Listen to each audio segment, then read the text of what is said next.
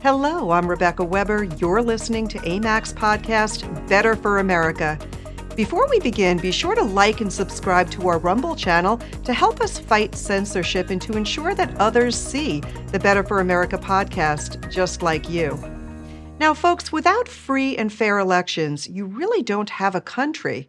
This makes election integrity one of, if not the single most important issue in America today.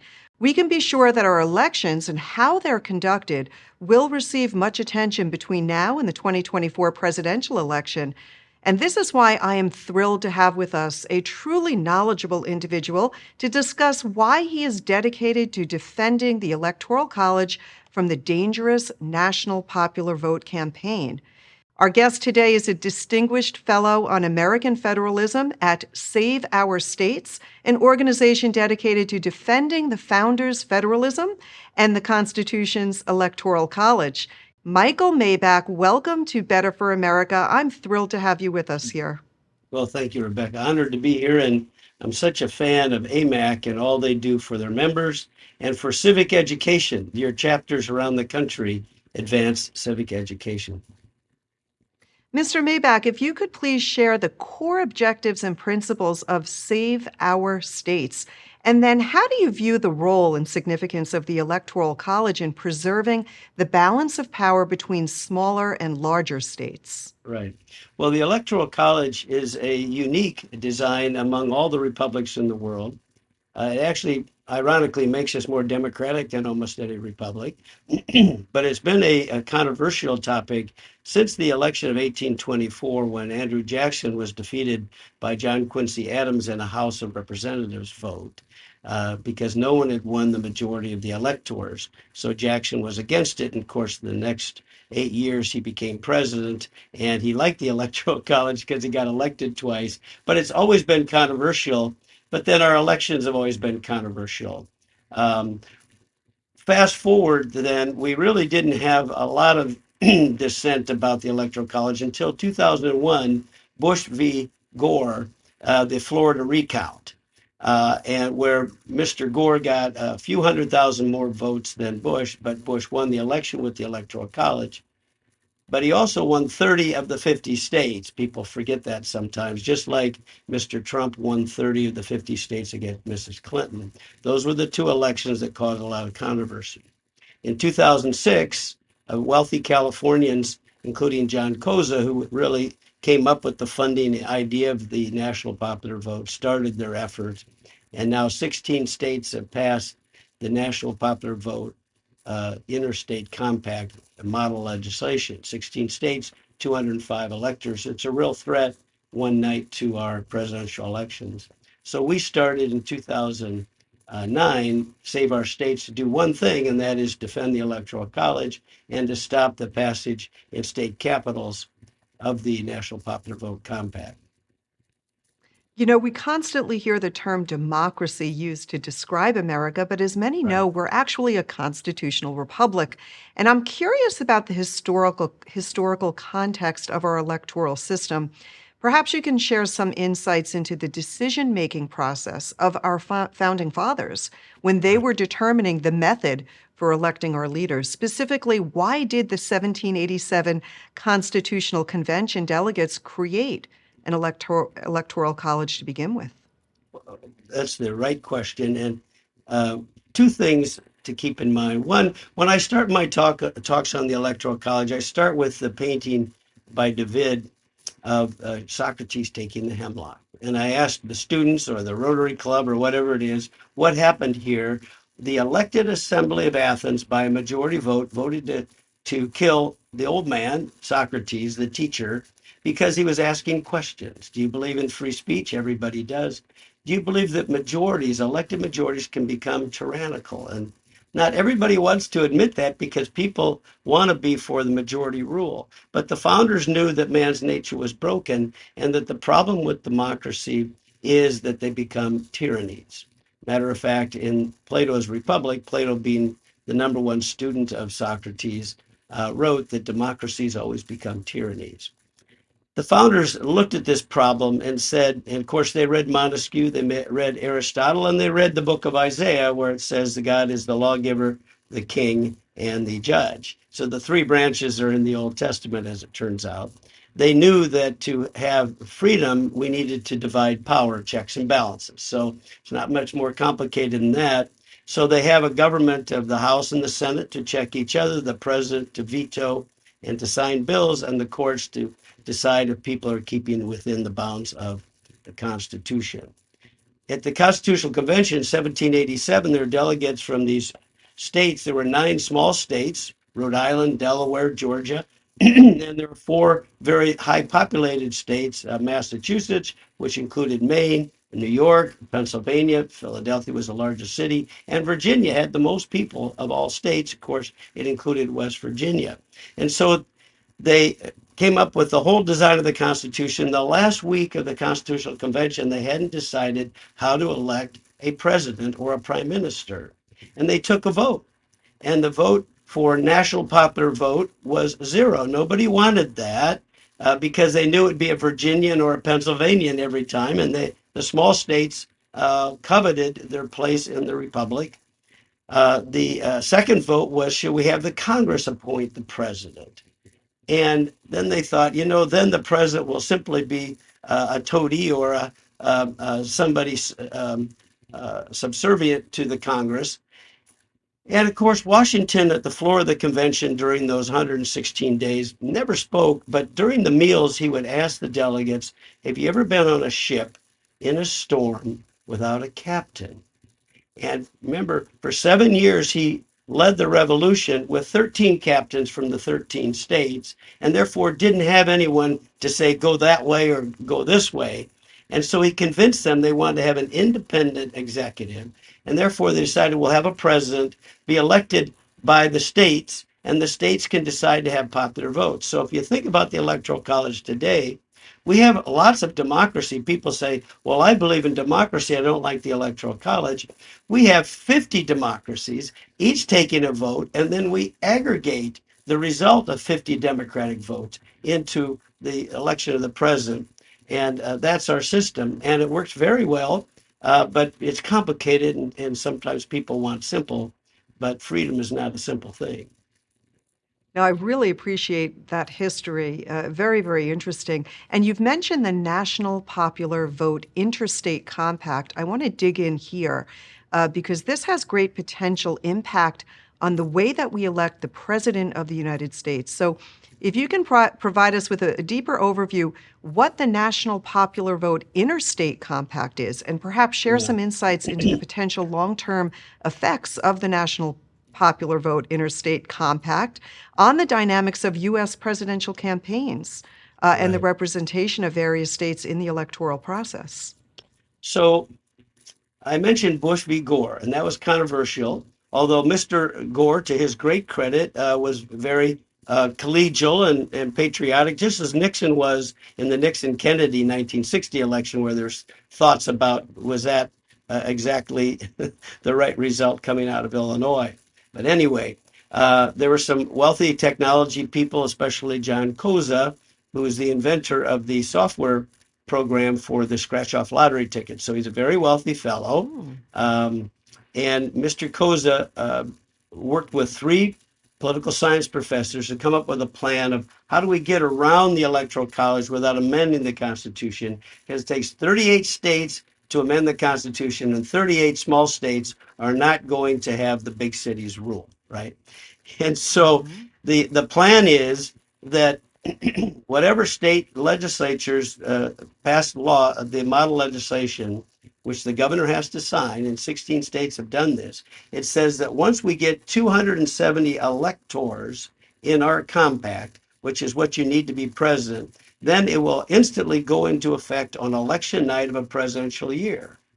Now they have 205, so it's not going to be in 2004, but it might be in 2008. We'd have this constitutional crisis. The 16 states include California, Washington, Oregon, most of New England, not New Hampshire, but New York, New Jersey, Illinois, and now Minnesota. Unfortunately, in each case, they've had a House, Senate, and a governor who are all of one party, the Democratic Party. So this This is de facto a project of that party, I'm sorry to say. I don't want to be partisan, but those are the facts. What it says is no matter how our voters in our state vote, our electors will be told by we, the state government, to vote for whoever wins the national popular vote. So, for example, in Minnesota, who just passed it, if next year the Republican carries the country national popular vote, but a Democrat carries Minnesota, the Minnesota Secretary of State and governor would tell their electors, vote for the Republican, even though the people of Minnesota have voted for the Democratic candidate. That's what it says about sort of their level of respect for the voters, that, well, really, people in California and New York ought to choose our president rather than the voters of our own state. It's really quite ironic. Because it is a state compact, we actually in Article 1 have the compact clause, it's called. And the states put this in when they wrote the Constitution because they were worried about the big states ganging up on the small states. And what it says is there can't be an interstate compact without agreement by the U.S. Congress, signed by the president. And the national popular vote people have not taken their idea to Congress because the Congress would never pass this thing. Um, we also have so much difference, Rebecca, among our elections. Here in Virginia, where I live, we have 6 weeks of early voting. They don't have early voting in Delaware. Illinois allows felons to vote, and other states don't allow people in prison to vote. And so we don't have equal election laws at all.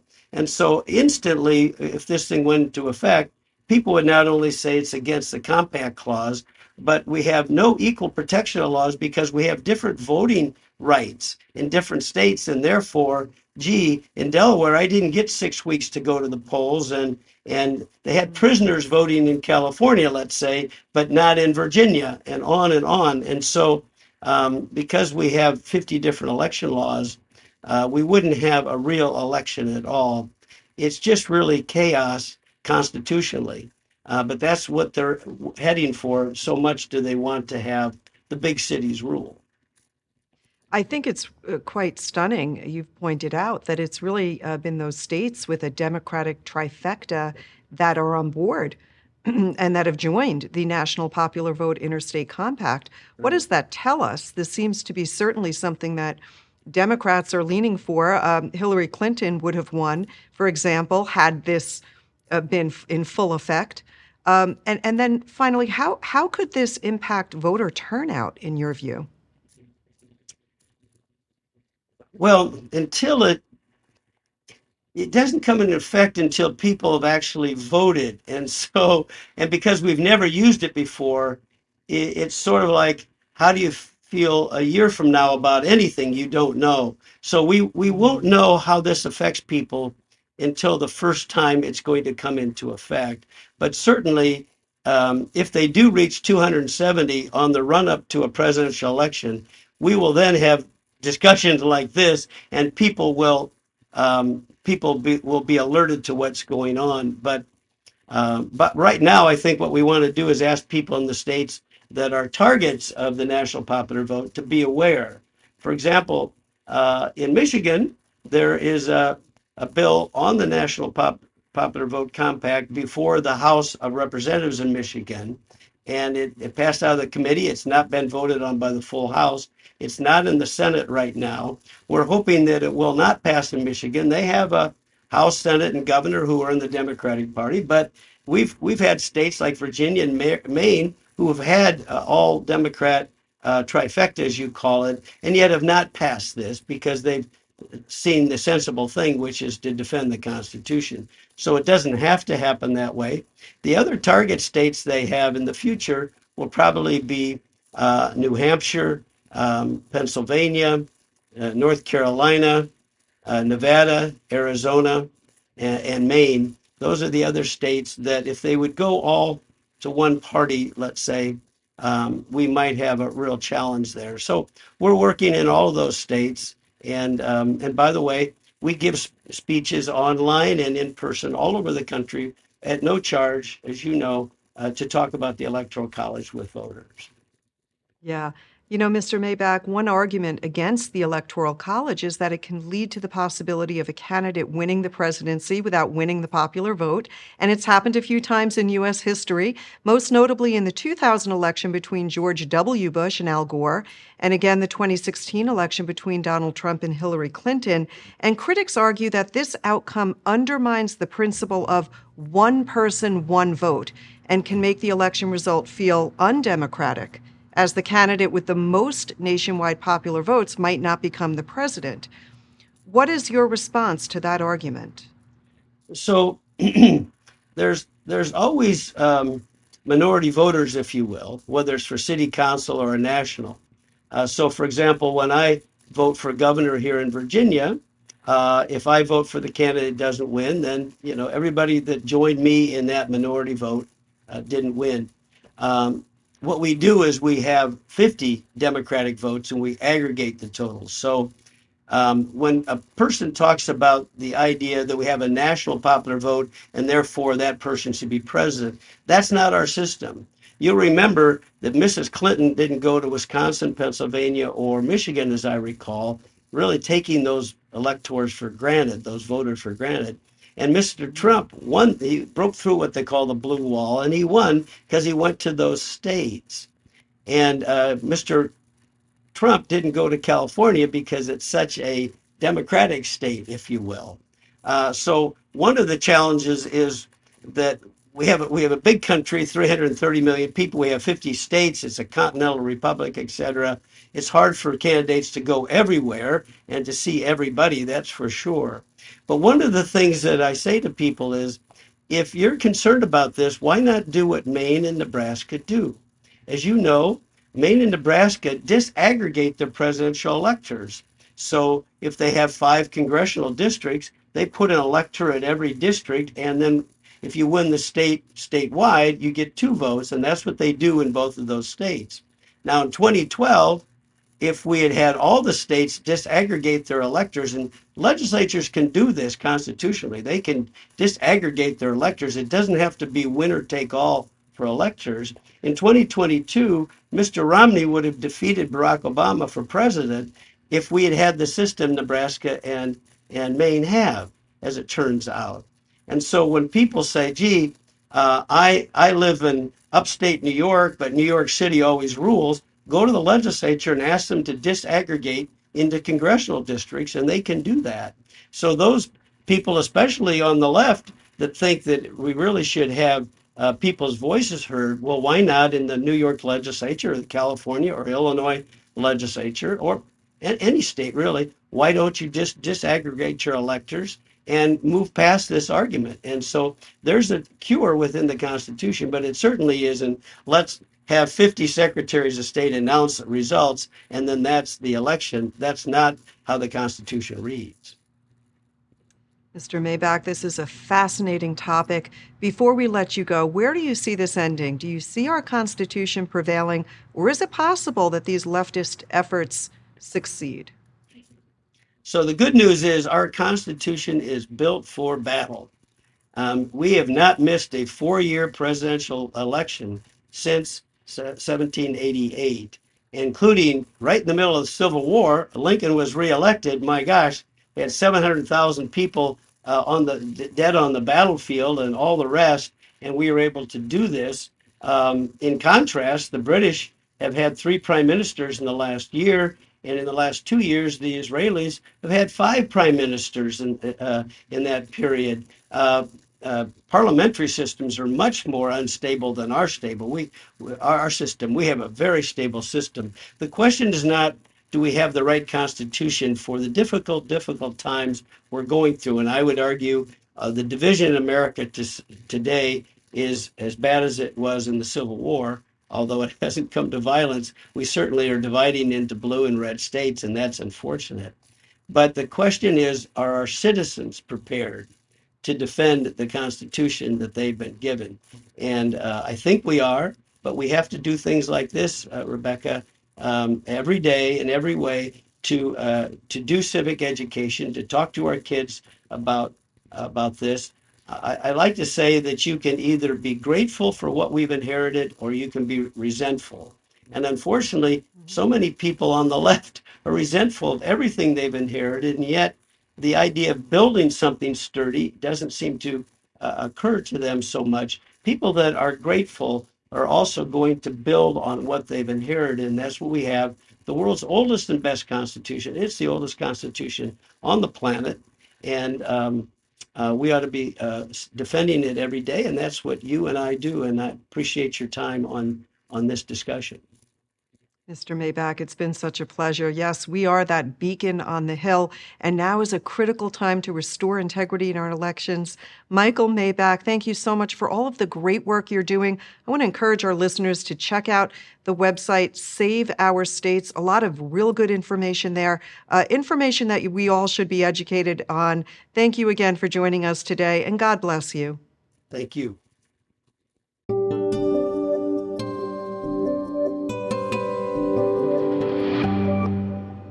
If you enjoyed this episode, you can listen to more just like it. Check us out on iTunes, Spotify, or by downloading the AMAC app.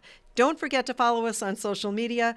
Until next time, I'm Rebecca Weber. This is your podcast, Better for America. Thank you for being here. Have a wonderful evening.